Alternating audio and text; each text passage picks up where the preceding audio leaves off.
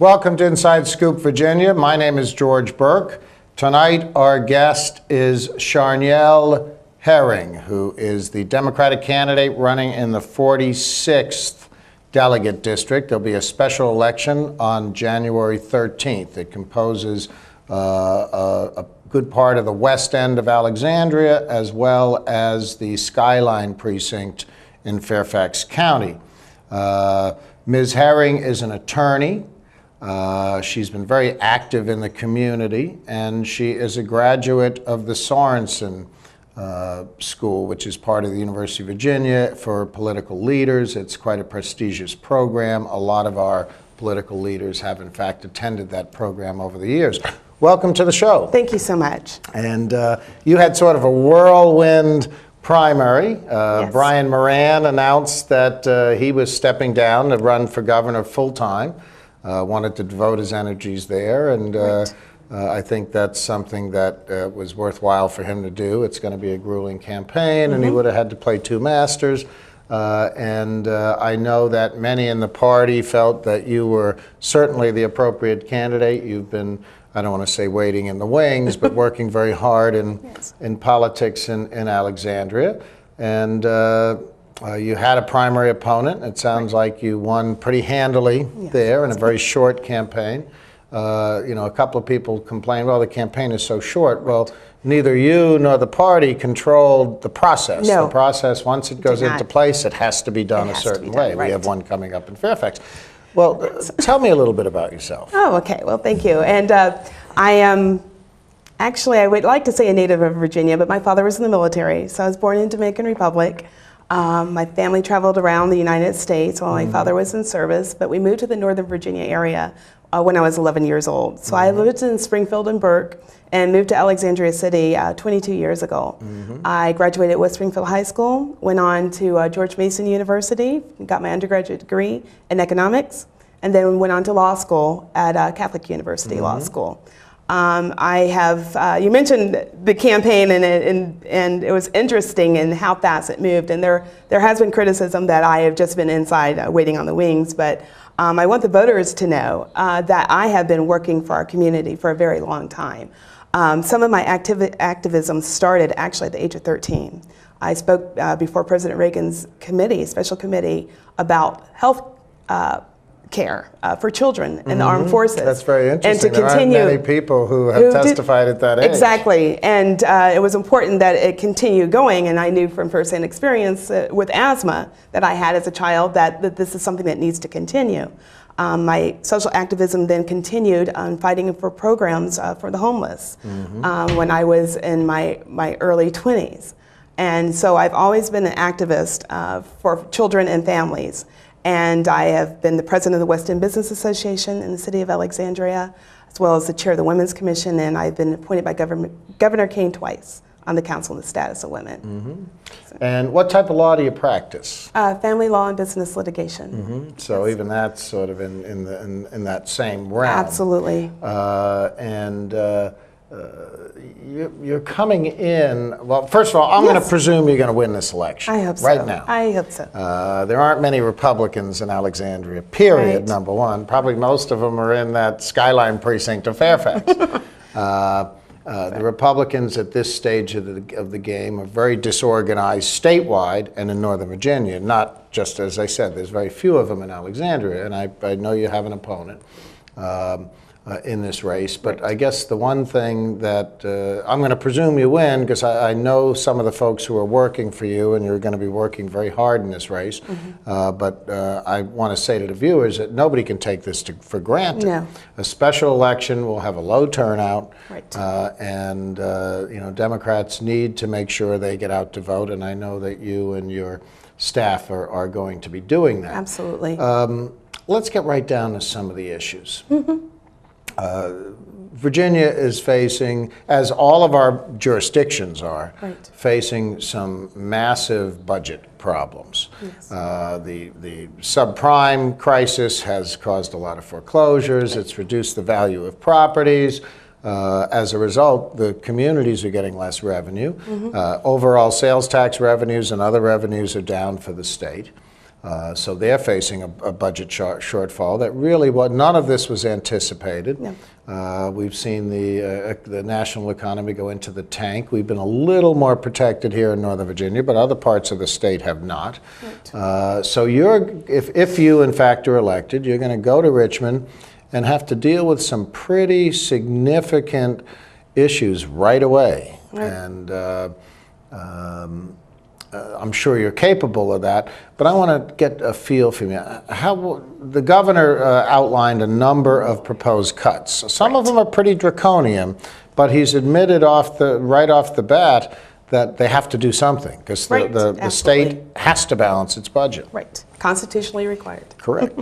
So the tobacco tax, they're Yes. talking about raising the tax on cigarettes, doubling it from 30 to 60 cents. What do you think? I think that it's a necessary measure. I understand the needs of the tobacco farmers. My great-grandfather was a tobacco farmer, so I am sensitive to that need. But also, we must remember that Virginia is one of the lowest taxes, imposes one of the lowest taxes on cigarettes. The national average is $1.20. So when we're raising it to 60 cents, we're still below the national average. Also, there are healthcare risks, of course, concerned with tobacco and tobacco product usage. But also, with that increased tax, we're going to get about 4.8 million back to Medicare costs and to treat patients who are right now suffering from lung-related illness with tobacco products. So I think that this is a necessary measure, considering our current economy and where we are. The tobacco farmers and that industry is not the only one who is going to be hit with something as far as tax cuts. But when you look at the benefit and what's going to come from it, I think it's a fiscally responsible thing for the governor to propose. The Virginia ranks, I think, 48th in terms of Medicaid reimbursement and the like. And the governor has always been concerned about it, but it's a tough thing to turn around. There's a need to increase health care in Virginia as in everywhere else. How are we going to deal with all these issues? It's challenging, but I think I think first things first is, of course, we don't panic. We first get our budget in balance, and I think for Virginia, my background in economics and advising companies, is typically in an economic downturn like this, it takes 2 to 3 years for us to come to a level where we're stable again, where we can look at spending money to help programs, like, for example, the S-chip. It covers children, but not all children who need medical care and don't have the financial resources. But there is a bright side. There's some funding right now that's available. For example, TANF has a surplus of funds right now. And so Virginia, and I'm sure that there will be proposed bills about what to do with that surplus funding. One of the suggestions is to put that into a tenant assistance program so that families who are facing this economic crisis, you mentioned the foreclosures and the subprime mortgages, and these families, if they've lost their home, they're going to have to pay market rate for rent. This program, if these families qualify, will be able to help them with their rent to get them over that hump. Similar to what our federal government is actually doing for Wall Street businesses, helping them out just a little bit. And that's so important because when a family goes through that economic crisis, it's going to affect their education. I know firsthand from that because I was homeless at one time. And I know being homeless, it does affect your education, clearly. And I think that by protecting these children from that, it's going to be better for Virginia and for our future. And so that's one of the things I look forward to doing is if I'm up there, where is the money sitting that can be dedicated to families? I find that interesting. You've come a long way from being homeless to being an attorney. But I guess it gives you a very specific perspective. It gives you a perspective that many people don't have. It really does. And it's, I always say, it's an informed perspective, not an armchair approach. I think that, thank goodness, I think from the coalitions for the homeless, and they've sort of taken away that stigma or that perception that homeless people are people who are lazy and who don't work. If you walk through a shelter, you will find that most people during the day are out, and they are out at their jobs. Homeless people are the working poor. And especially with this economy that we're facing right now, I mean, it's the category of people is unfortunately a little bit bigger. And by being homeless as a child, and I was in my teens, I really do understand what the families go through and how hard it is to move up, to get back to where you were before you became homeless. And it is a long struggle. And I think that it is responsible for Virginia to prevent that from happening, first of all, but also when we are economically able to help those families so that they can recover. You know, the Northern Virginia is certainly one of the wealthiest enclaves in the nation. Yes. Sometimes we lose the perspective, number one, in terms of there are many parts of Virginia that are radically different than Northern Virginia in terms of poverty, in terms of income levels, in terms of overall quality of life. But there also is a whole class of people here in Northern Virginia who are sort of below the radar screen sometimes, who are facing many, many issues. And I think sometimes people don't realize that homelessness is not necessarily an issue related to alcohol or drug abuse. It's often related to spousal abuse. It's related to divorce. Divorce. That's what happened with my family. It was just a simple divorce. And my mother lost her job. That's how simple it is. And I know you've done a lot of work in that area as well, in terms of domestic violence and sexual abuse, and protecting the privacy of folks who are the victims of domestic violence.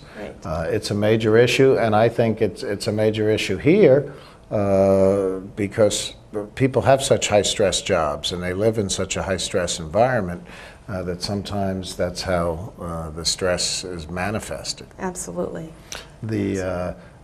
Tell me just a little bit, we only have about a minute left before we break, but tell me a little bit about some of your work in that area. I don't want to get into another major issue because we're going to have a break. And I'll try to be brief. One of the things that I worked on was building a statewide task force to deal with privileged communications between courtroom advocates and victims of domestic violence and sexual assault. And a lot of those victims were children because they had the sexual assault component. Courtroom advocates are working under the direction and control of licensed therapists and social workers. So what we were trying to do is get the privilege extended to these advocates, as similar as an attorney and a paralegal, where the privilege is extended. And why this is important is because our local Office on Women was getting federal funding for their program. And that federal funding specified that they must protect the privileged communications. And they were facing subpoenas and for records as well as testimony in the courts.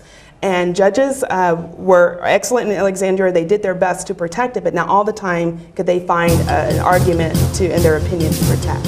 So that's one of the things we did and got statewide legislation.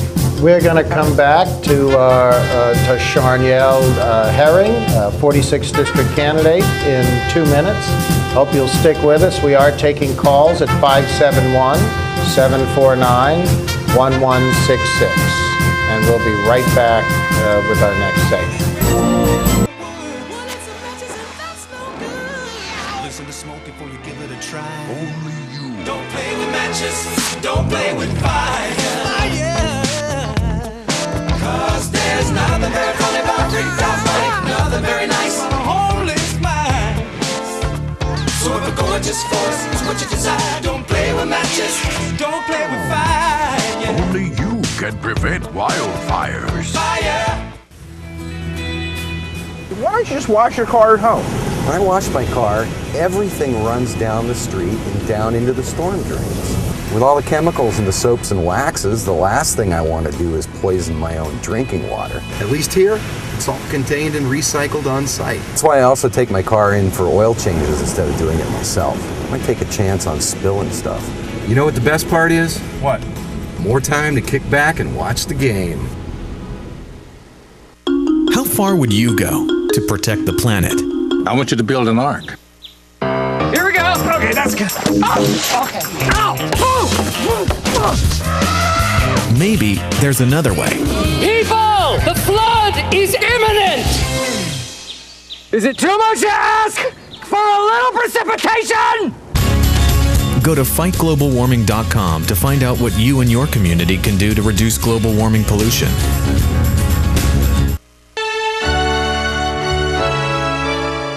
Somewhere around the world, there are men and women of the armed forces risking their lives, helping rebuild communities after natural disasters, collecting toys for needy children, tutoring kids in school. These are your sons and daughters who work to keep us safe, secure, and free. Dedicated men and women who put their country first.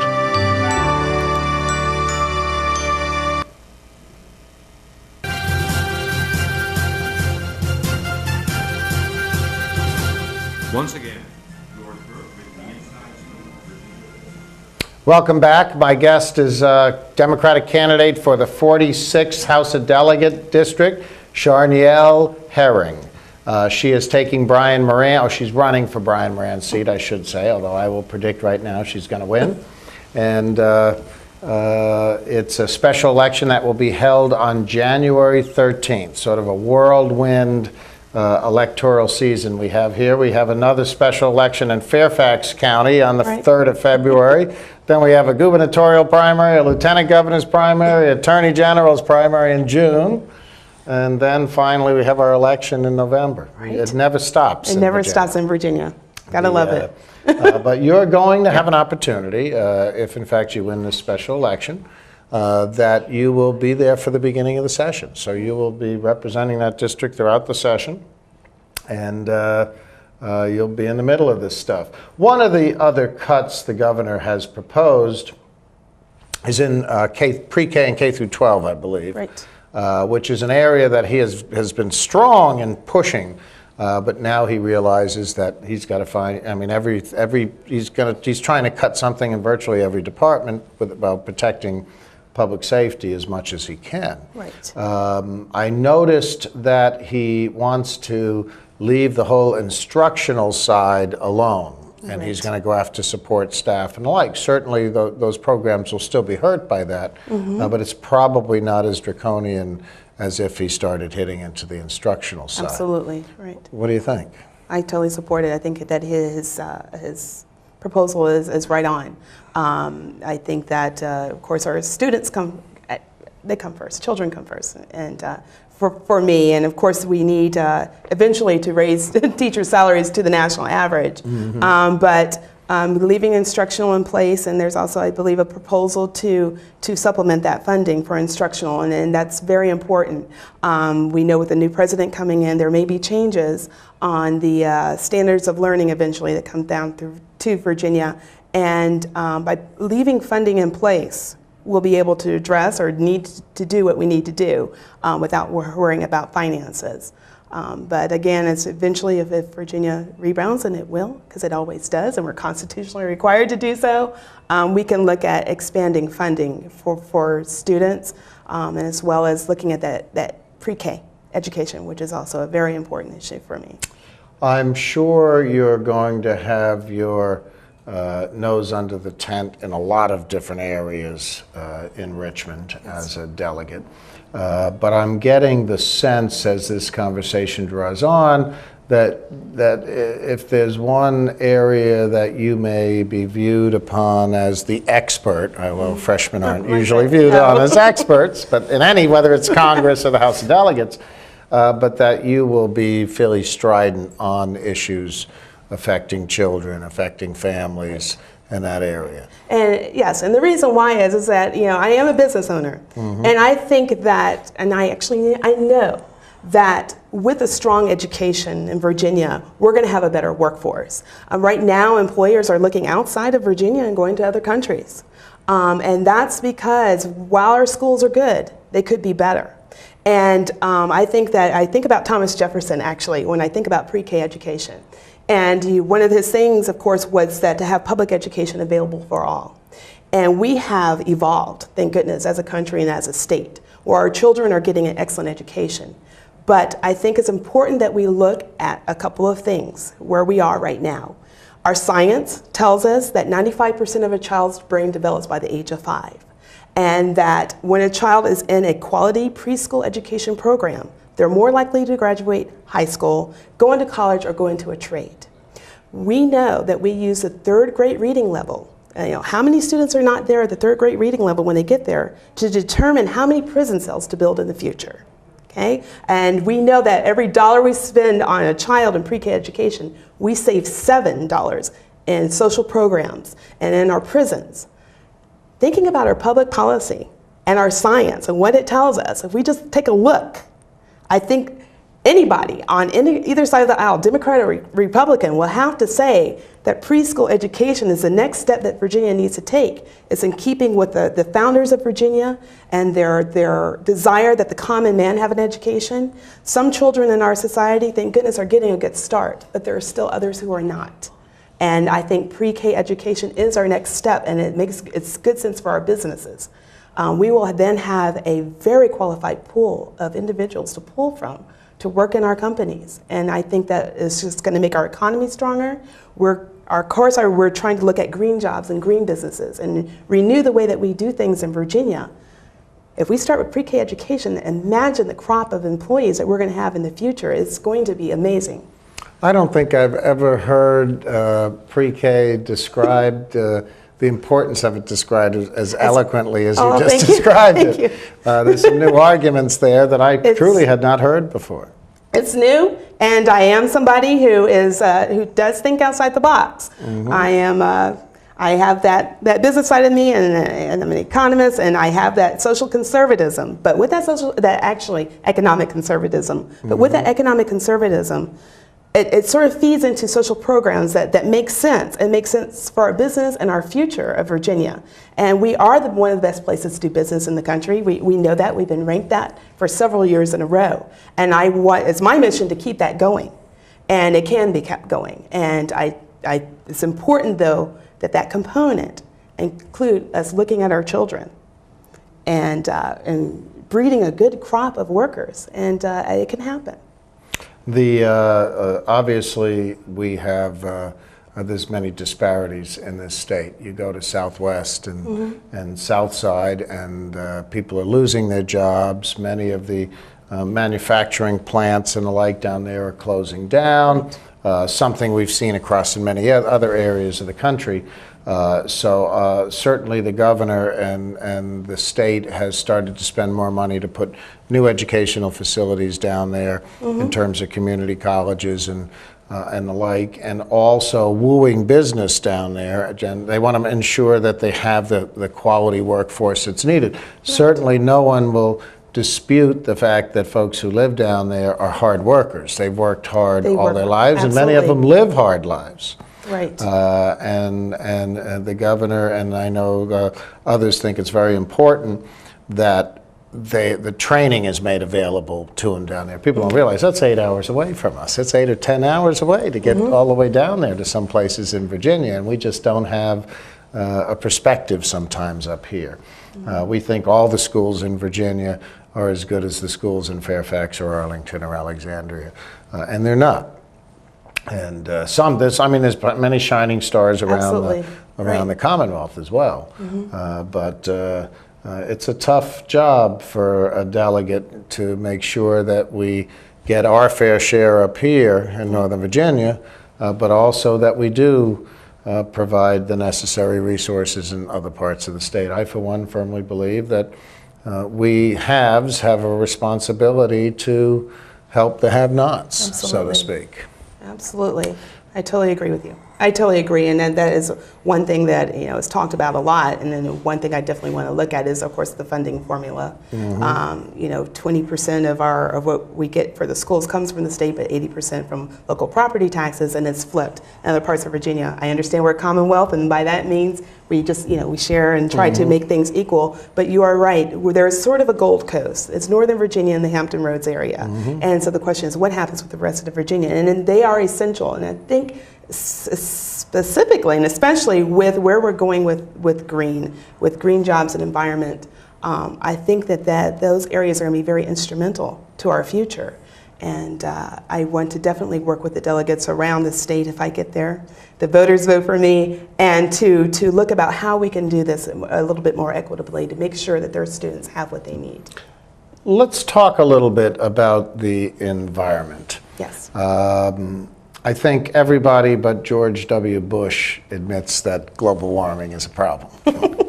And he'll be gone soon. So, and certainly President-elect Obama has been moving people into the positions at NOAA and those others, his science advisor, et cetera, who have radically different views than people in the current administration do about global warming.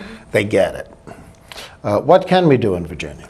I think there are several things, and of course, it's whether it will work economically for Virginia and for our budget. But one of the things that we can look at definitely is telecommuting programs, tax incentives for employers who allow their employees to telecommute. We can also look at, of course, flex schedules where employee may work more hours during the day so that they can take off one day of the week. That will, first of all, I believe, help with employee morale. I know working at a law firm, the day that I could work at home was great for me and I got a lot done. But it also will help with our environment. It will, of course, it will have less carbon emissions. Also, it will help with our traffic. That's one thing we can look at. I think the other thing is, of course, alternative fuel sources. I think that we should look at wind turbines, of course, and there's no such thing as clean coal, but there's cleaner coal. But I think that if we look toward the wind technology and utilize our universities a little bit more than we do, and the research and development, which would be excellent for us to do. And I think that we can be the forerunner in this and the nation.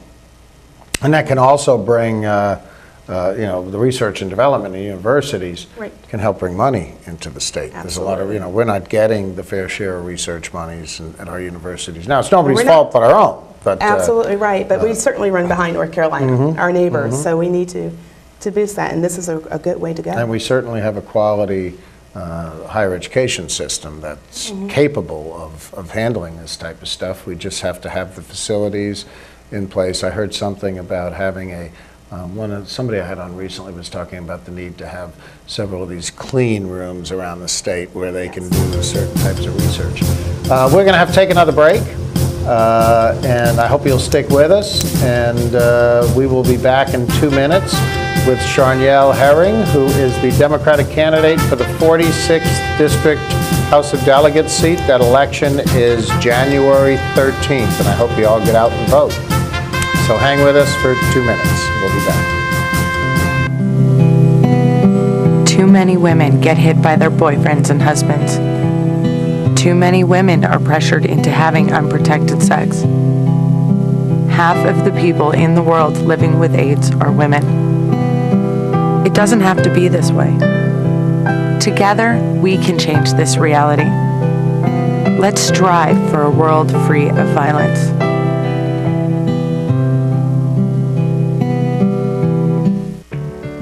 At Volunteers of America, we don't just give kids a way to stay off the streets.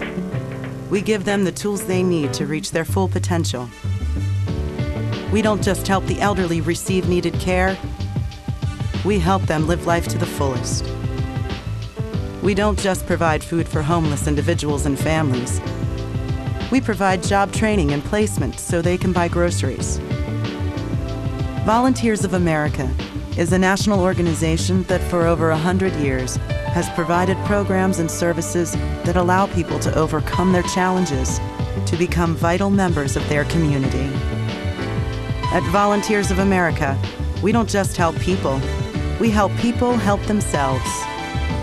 Find out how you can support the programs that are working in your community.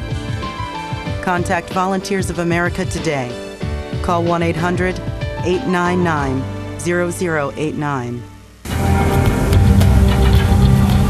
Drivers face all kinds of distractions. Guys, stop playing. No, 127 consecutive. Before your wireless phone becomes one of them, stop. Drive safely. Keep your phone in easy reach and dial sensibly. In bad weather or traffic, call later and use a hands-free device. Remember, with wireless, safety is your call.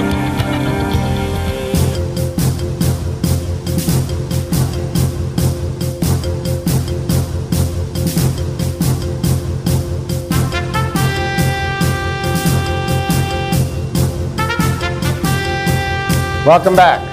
And my guest is Charnielle Herring from the 46th House of Delegate District, running as a Democrat in the January 13th special election. We were talking about the environment, and there's a lot that needs to be done. I think that we're going to see some radical changes from the Obama administration. Yes.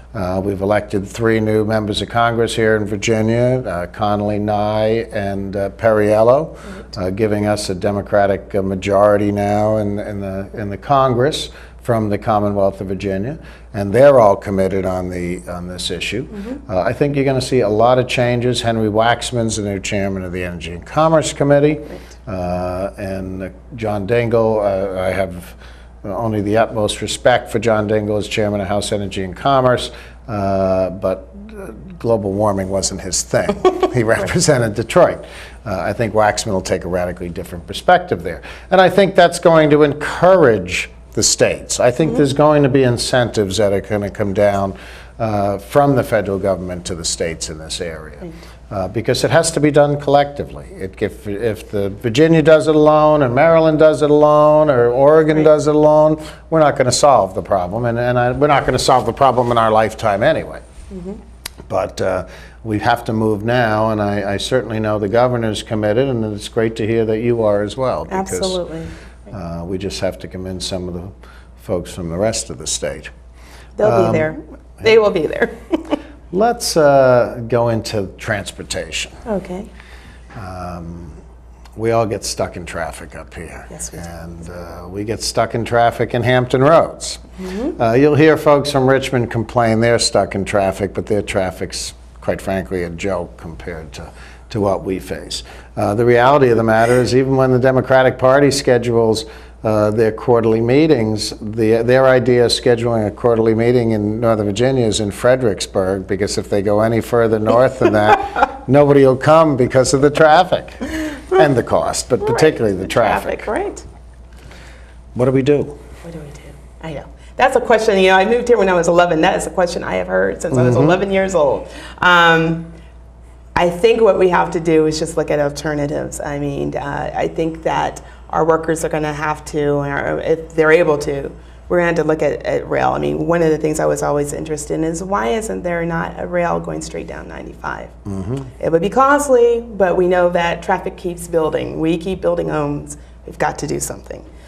So rail is an alternative. Actually, that's one of the things that Congressman-elect Connolly, last time he was on the show, was pushing, that we move a metro line or some kind of light rail or rail down the 95 corridor, which is, a parking lot every day. Absolutely, and I think that would be key. I know I utilize 395 a lot to get to work when I used to work at the firm in DC, and to any courthouse down 395 in Virginia.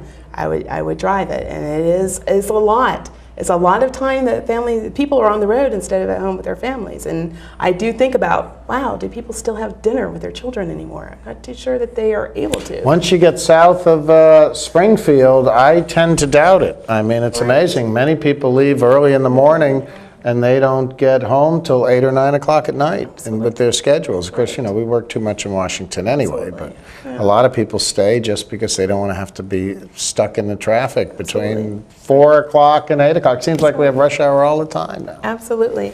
And one of the other things I think that we could do is, of course, and we've talked about this a lot, is dedicated funding for our roads. I know that in my district, we have a bridge which the repair has had to be delayed, going right over 395, and that is used a lot by people going to and from work or taking their kids to soccer practice. And I'm concerned about our infrastructure in the district. It is a lot of repair that needs to be done. We have a BRAC relocation of 6,000 workers on the Beauregard corridor. We do not have any rail there. And right now it's a 2-lane road. You get off of 395 and you have to quickly move over 2 lanes of road to get to the left-hand turn lane.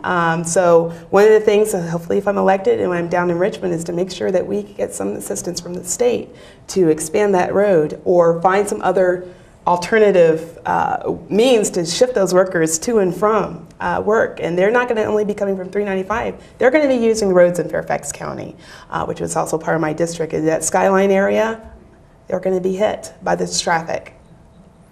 Describe the district for me a little bit. The Skyline is the area that runs from the Alexandria city line up to basically almost to Bailey's Crossroads. Exactly. Along Route 7 Exactly. and those surrounding neighborhoods there. Right.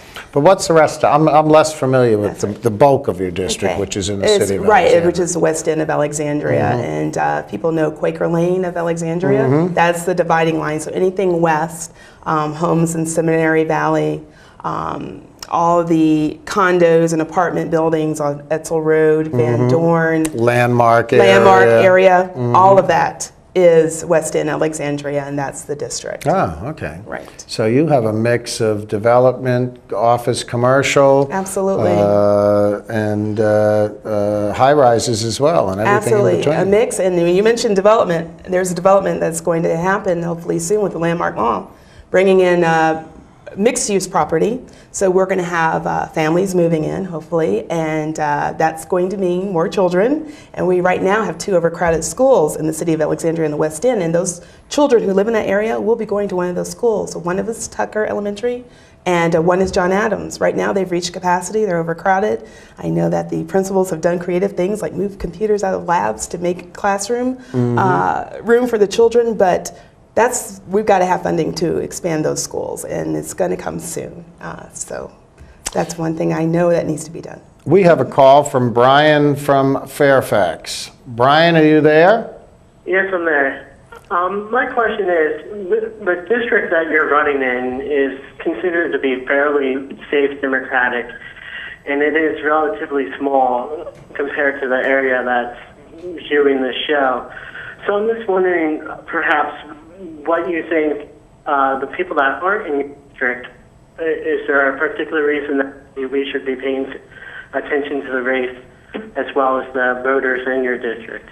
Oh, yes, I think there's absolutely a reason. Let me first start by saying the seat is not safe. I take nothing for granted.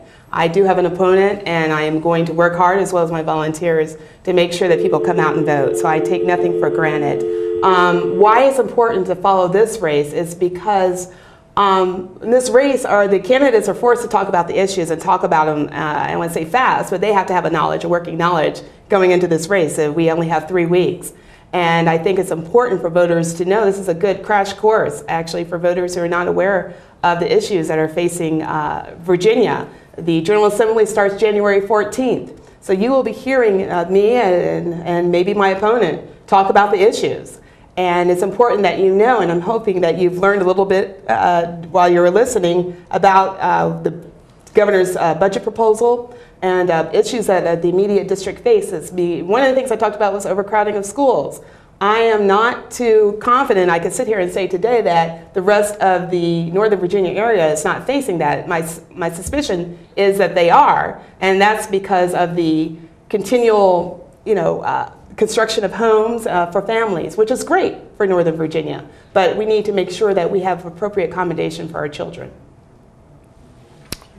Thank you, Brian. That raises a lot of issues. We have a pretty cohesive legislative delegation here in Northern Virginia. They tend to work together. There are a few Republicans who are, I hate to say it, but there are a few in Prince William County that I would call wackos, to be honest with you, including the chairman of the Republican Party of Virginia. I mean, he even had McCain moving away from him during the general election campaign because of some of the things he said. But overall, the delegation works together very well.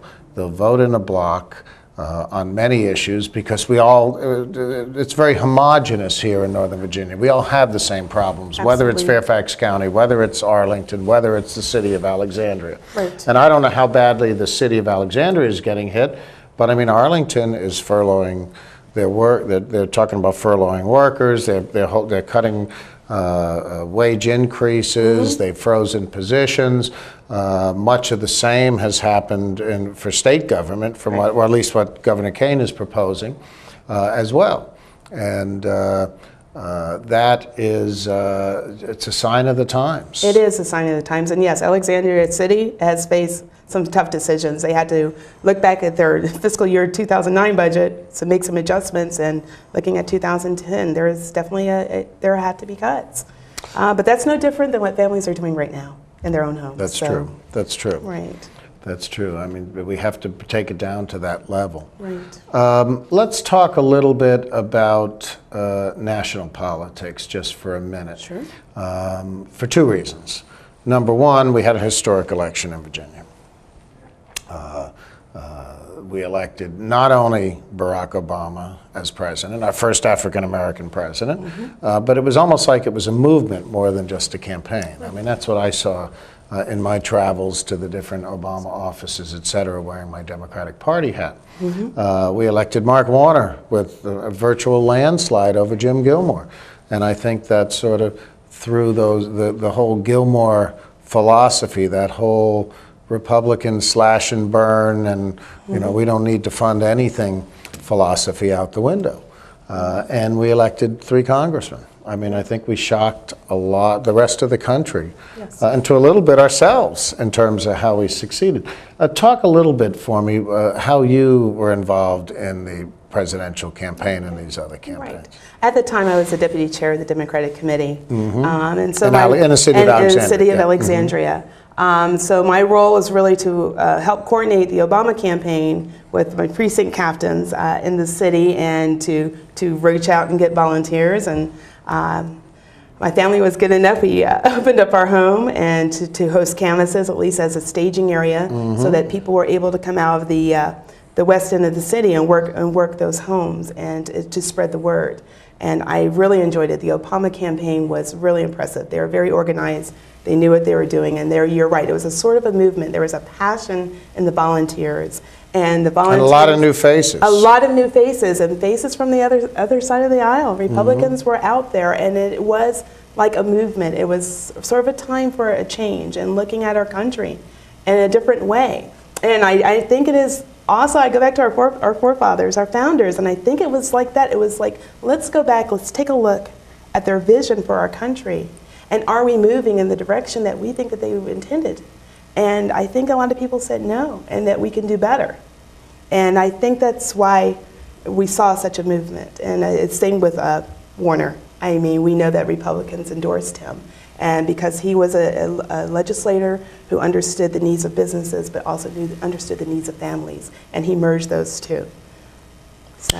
Well, I think the election of Barack Obama restored a lot of faith among many Americans in the electoral process. Right. Some who maybe felt that their vote didn't count or that it just wasn't worth wasting their time in that process.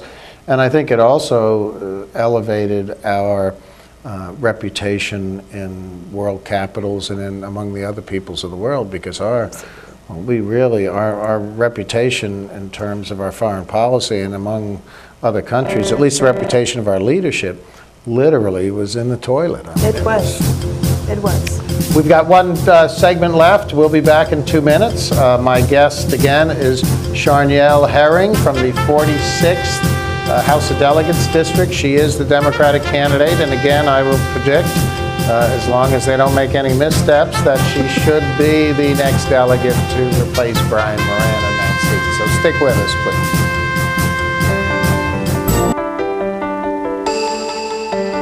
I helped turn my child's public school into a whole new kind of school. One with a curriculum that really motivates kids.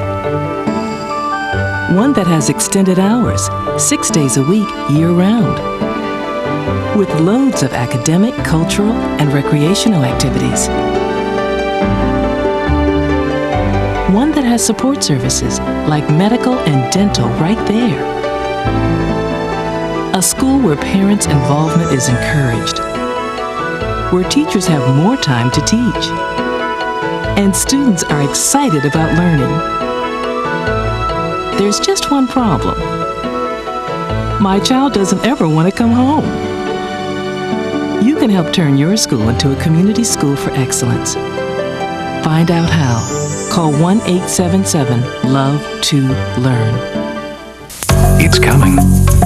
Right to your neighborhood. And when it does, you may be surprised.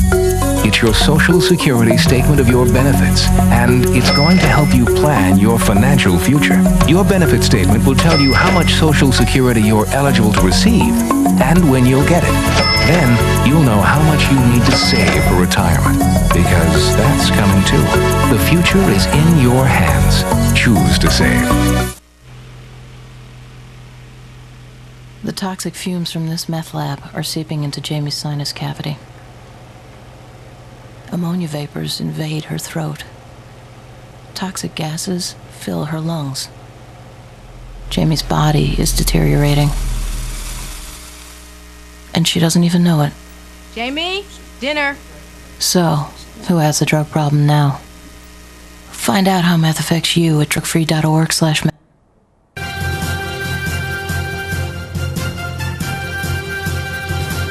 Once again, George Burke, The Inside Scoop, Virginia. Welcome back. Charnielle Herring, House of Delegates candidate, 46th District. We're in our final segment, and I'm going to ask you a couple of questions about what you anticipate down there. Obviously, you have you understand the House of Delegates as a Sorensen Institute grad. You're familiar with the process, et cetera, and certainly from our discussion, I think you have a pretty good grasp of the issues. What do you see in terms of what's your vision? What do you see as your role? How do you comport yourself in the House of Delegates? You know, what are you going to do? First day you walk in there, what are you going to do? What am I going to do? Well, I think my role and what I'm going to do is, of course, listen to my constituents. I am their representative. Hopefully, I will be their representative. So I represent not only Democrats, but Republicans, too. And so their concerns and their needs of what they need from the state is something that I must listen to and must respond to. And that's my primary responsibility. And so on the first day, I mean, one of the things, of course, I'll look at is our city's legislative packet, as well as Fairfax County. And what are the things that those representatives want to pass through because they've heard from their constituents. And that's my primary role. And you mentioned Sorensen, and one of the great things that Sorensen Institute taught me was to have a bipartisan approach to politics and to government, and it makes Virginia better. So it is important that I work across the aisle with Republicans as well as my Democratic comrades. It's very important because what's important is what Virginia needs and how to keep Virginia moving. And so that is my responsibility, to respond to my party, but also respond to Republicans as well. Because, again, Virginia is important, and its needs come before the party's needs. I'll tell you, though, there's some of those Republicans out there, they are unbending, they are dogmatic. You know, they seem to be, these days, the party of no. Right. I mean, they just don't want to agree on anything. And, of course, they're looking at this session, not only in terms of protecting their majority in the House of Representatives, or House of Delegates, excuse me, which I very much would like to see change because we're going to have redistricting coming up, and we can talk about that a little bit in a minute. But I think that they have been a thorn, and Governor Kane certainly tried to work bipartisanly, but I think they've been a thorn in his side in terms of him trying to get meaningful things pushed through the General Assembly. Well, that's true, and I do think it's incumbent upon them, if there is a criticism about a governor's proposal, let's not repeat what we did in the special session this year, which is criticize but offer nothing and replace. You know, it's easy to criticize, but that's lazy politics. Good politics is proposing something that you think will work.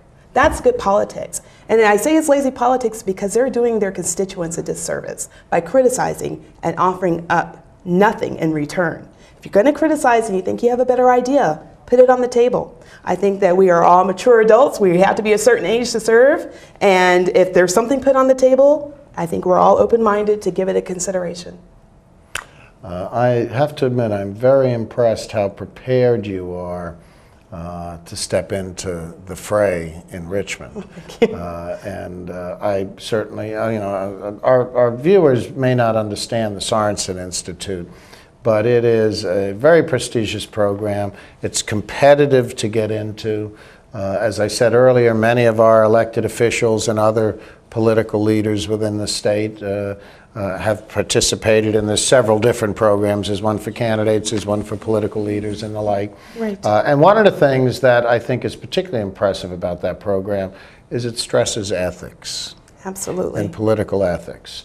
The public tends to view politics as a dirty game, but I'll tell you what, I know plenty of folks in the political world who I would match up against anyone else in terms of their ethics and in terms of how they carry themselves, and the fact that they could do much better on the outside world, so to speak, than they do as elected officials, but they have a calling for public service. Right. And I sense much of the same from you. Well, thank you. That's a nice compliment. And you're right, Sorensen stresses ethics. That's one of the first things we're taught in the first day of class and the last day of class. And as I said, and part of that ethics component is not practicing lazy politics. You can criticize, but when you criticize, be sure you come to the table with something, because you're doing Virginia a disservice if you do not. One of the things that you will face once the 2000, if you win election, and then let's just go back. If you win this special election, you have to run again in November, correct? Right. With the rest of... Exactly. I will have if I have a Democratic opponent, I will have to run in a primary in June. Right, and then run again in November. Against a Republican, and presumably there'll be a Republican. You never know until the filing deadline, but at least what I've seen, that there's probably going to be some interest to run against. You always go against a freshman, because, and especially when elected in a special election, because you have a shot, or you think you have a shot. I am going to give you a couple of minutes to talk directly to our viewers, and they'll be right over there. Okay. And I want you to give them a feel as to why they should vote for you. This is your job interview. This is my job interview. So now you're speaking, you've been talking to me, I'm just the HR specialist, so to speak. Now you're going to be talking to the boss, and the boss of the people who watch this show. Wonderful. So be my guest. Oh, thank you. And I want to thank you for watching this evening. As I said, this is a very important election. And I ask for your vote on January 13th. And why it's very important is not only that we're filling a vacancy of a very good delegate that served Virginia well, but we are also facing an economic crisis in Virginia. We have now what's estimated as a $2.9 billion budget shortfall. Our legislators are going to make tough decisions. I am the candidate who is ready and able to make decisions that are right for the people of the 46th district. I understand the needs of our families. We sit at home and we have to balance our budgets and make adjustments that are needed. I will be ready and willing and able to make those same decisions in Richmond for you, responsible decisions. I think you should also vote for me because I care about our children. It's one of my primary things on my campaign. There is a deep desire that every child in Virginia have a good start in their education. So when our balanced budget comes to fruition and when we're economically stable, I will be able to fight for full funding for preschool education, because then the time would be right. You should also vote for me because I have a deep knowledge of the issues that our district faces. I'm the president of the West End Business Association in Alexandria City. I'm a two-time Governor Kane appointee to the Council on Status of Women. My experience is broad, both in business and in social issues. So I'm able to bring that balance that is needed in Richmond. So when I'm acting on the interests of families, I'm also thinking about, is it in the interest of our businesses? Because both need to move forward at the same time. Not one component moves forward while the others move back. That's not the way it should be in Virginia. Both have to move forward at the same time. I ask for your vote because I'm also interested in the environment and protecting it. I am a firm believer that we have to protect the Chesapeake Bay and it's all of the Potomac. During college, I used to study beside the Potomac. It is my source. You should also know that My family history tells me that I'm a Virginian. My great-great-grandmother was sold in Lynchburg on a slave block. There is a deep tie to Virginia and to this Commonwealth that my family has. We came back to Virginia about 27 years ago, and I know that your family's here in Virginia now. And I believe that together we can work to make Virginia better and stronger, especially in this hard economic time. I ask for your vote on January 13th. Thank you. Very good. Have you had any conversations with Brian Moran at all since he started running? I got a phone call on Friday afternoon, and he told me that he is resigning his seat. And that was late afternoon. I got the phone call, and he said, "I guess you'll be busy." And he said, "I have other phone calls to make. I'm reaching out to everybody who I know is interested in running." And so that's so when I spoke to him. So you sprang into action. Right, I sprung into action, and I talked to him the night that I won the Democratic nomination. And he said he will help me in any way that he can, especially with the issues and making sure that I'm ready on day one. Well, there was, there were a few people, there's always, as you know, the snipers. There were a few people who sniped at him that, he was leaving at a critical time and that the seat would be left hanging. Well, I, for one, think that he will be replaced by someone who'll be able to hit the ground running very quickly, from at least as I've seen in today's conversation and discussions with some of the Democratic leaders who truly know you. You know, being in Alexandria, those of us who live on the Fairfax side, it's like a different world, you know, and even though we all work together, and we work together on so many different things. Right. And then I'd say something. I have to say this. For people who are criticizing Brian, they need to take a step back and put themselves in his shoes.